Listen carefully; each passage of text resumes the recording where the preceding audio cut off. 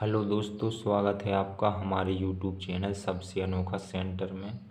हम लोग अध्याय 6 के उदाहरण हल कर रहे थे और इस वीडियो में हम उदाहरण 6 को हल करेंगे। देखिएगा उदाहरण क्या है हमारा।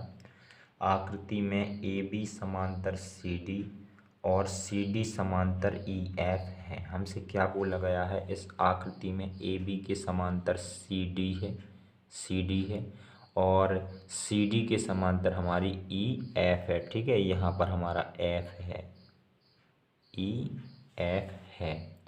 अब देखिएगा आगे क्या बोला गया, साथ ही ई ए लंब ए बी है। ठीक है, जो हमारा ई ए है वो हमारा ए बी पर लंब है, यानी कि कितना 90 अंश का कोण बना रहा होगा, चूंकि लंब तो 90 अंश पर बनता है। अब क्या है, यदि कोण बी ई एफ बराबर 55 है तो एक्स वाई और जेड के मान ज्ञात कीजिए। ठीक है, इतनी सारी चीज़ें हमें दे रखी हैं और हमें एक्स वाई जेड के मान ज्ञात करने हैं। ठीक है, पहले जो प्रश्न में दिया गया है उसे हम लिख लेते हैं। तो सबसे पहले हम हेडिंग डाल लेते हैं दिया। तो दिया में हम लोग क्या लिख लेंगे, जो कुछ दे रखा है, ए बी समांतर सी डी, ए बी समांतर सी डी और सी डी समांतर ई एफ, और क्या दिया गया है, और दिया गया है ई ए लंब है ए बी पर, कोण बी ई एफ बराबर हमें दिया गया है 55। ठीक है, ये है आकृति में बी ई एफ, ये दिया गया है हमें 55। ठीक है, अब देखिएगा, अब जो हमें ज्ञात करना है उसे भी लिख लेते हैं। यहाँ पर हेडिंग डाल लेते हैं ज्ञात करना, और ज्ञात करना को भी लिख लेंगे एक्स वाई और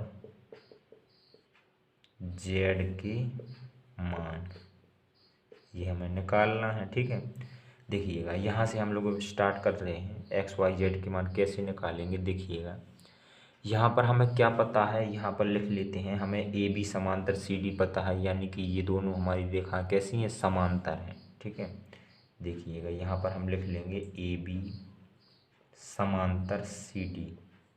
ये हमने कैसे लिख लिया, हम लोग लिख देंगे यहाँ पर दिया है।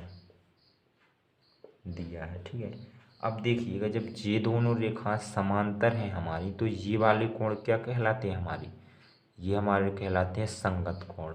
और चूंकि रेखाएं समांतर हैं तो समांतर रेखाओं के लिए संगत कोण क्या होते हैं, बराबर होते हैं। तो हमारा x बराबर क्या हो जाएगा, y हो जाएगा, क्योंकि इन रेखाओं के लिए संगत कोण है ये हमारे, और ये रेखाएं हमारी समांतर हैं तो संगत कोण हम जानते हैं बराबर होते हैं। ठीक है, तो x बराबर हो जाएगा हमारा y।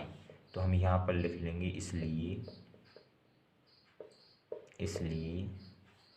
x बराबर y, यहाँ पर लिख देंगे संगत कोण।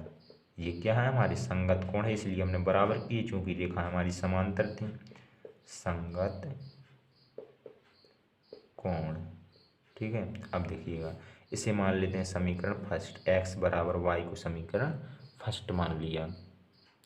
अब देखिएगा, अब यदि हमें पता है ए बी के समांतर सी डी है, सी डी के समांतर ई एफ है। ठीक है, तो यहाँ पर देखिएगा, यानी कि ये सब रेखा क्या है हमारी, एक दूसरे के समांतर है। ये वाली इसके समांतर है, ये वाली इसके समांतर है, तो ये आपस में सब समांतर है। ठीक है, तो हमें दूसरी चीज़ क्या पता है, सी डी किसके समांतर है, ई एफ के समांतर है, यहाँ हमें बोला गया है। ठीक है, दिया गया है। तो यहाँ पर अब हम लिख लेंगे सी डी समांतर ई एफ, ये क्या हमें ये दिया गया है। ठीक है, यहाँ पर लिख लेंगे दिया है। तो देखिएगा इन दो रेखाओं के लिए जो ये होंगे हमारे, ये दोनों कोण एक तरफ के अंतःकोण है, क्योंकि ये एक तिर्यक रेखा है, इन दोनों रेखाओं को ये प्रतिच्छेद कर रही है। तो इस प्रकार से जो ये कोण बन रहे हैं ये एक तरफ के अंतःकोण होते हैं। ठीक है, और हम जानते हैं एक तरफ के अंतःकोणों का योग होता है 180 अंश, यानी कि एक तरफ के अंतःकोणों का योग संपूरक होता है। संपूरक का मतलब 180 अंश। तो यदि हम इन दोनों को जोड़ दें तो हमारा 180 हो जाएगा बराबर में, चूंकि एक तरफ के अंतःकोणों का योग कितना होता है, 180 अंश। तो देखिएगा यहाँ पर हम करने वाले हैं, इसलिए इसलिए हम लोग लिख देंगे, क्या लिख देंगे, कोण y प्लस 55, यहाँ पे लिख देंगे y प्लस 55 बराबर 180 अंश। ठीक है, और यहाँ पर लिख देंगे एक तरफ के अंतः कोण, एक तरफ के अंतः कोण। ठीक है, अब देखिएगा, अब 55 को 180 की तरफ ले जाएंगे, चलिएगा, तो हमारा y बराबर आ जाएगा 180 माइनस के 55।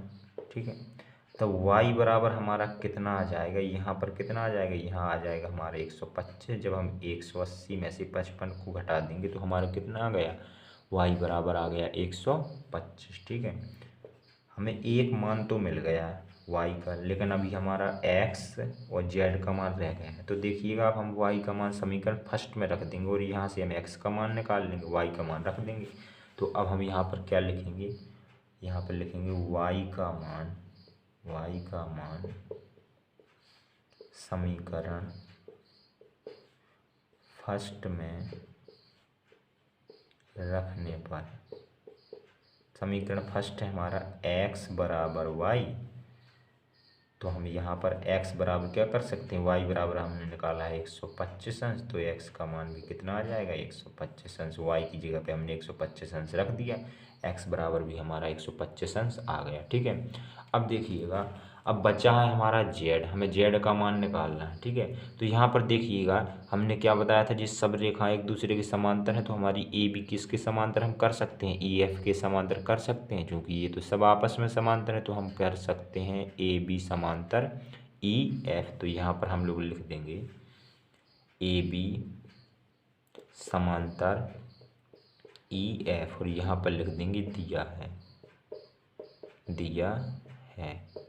अब देखिए, जब ये दोनों रेखा समांतर हैं तो ये हमारे क्या होंगे, एक तरफ के अंतः कोण होंगे।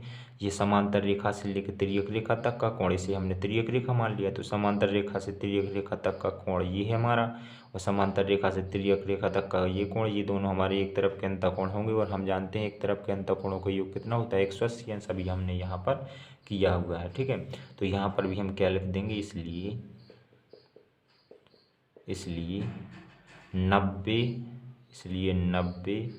प्लस जेड प्लस 55, क्योंकि ये कोण तो हमारा 90 है और ये जो पूरा कोण है जेड और 55 से मिलकर बना है, तो जेड प्लस 55 और बराबर में दोनों का योग कितना हो जाएगा 180 अंश। यहाँ पर लिख देंगे एक तरफ के अंतः कोण, एक तरफ के अंतः कोण। ठीक है, देखिएगा, अब यहाँ से हम 90 व 55 को जोड़ देंगे तो हमारा कितना आ जाएगा, जेड प्लस 90 55 हो जाएगा हमारा 145 और बराबर में 180 अंश।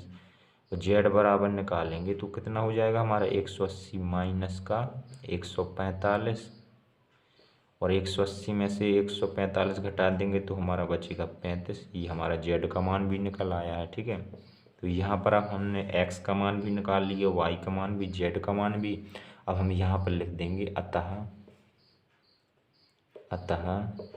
x बराबर 125 अंश, y बराबर 125 अंश और z बराबर कितना निकाला है हमने 35।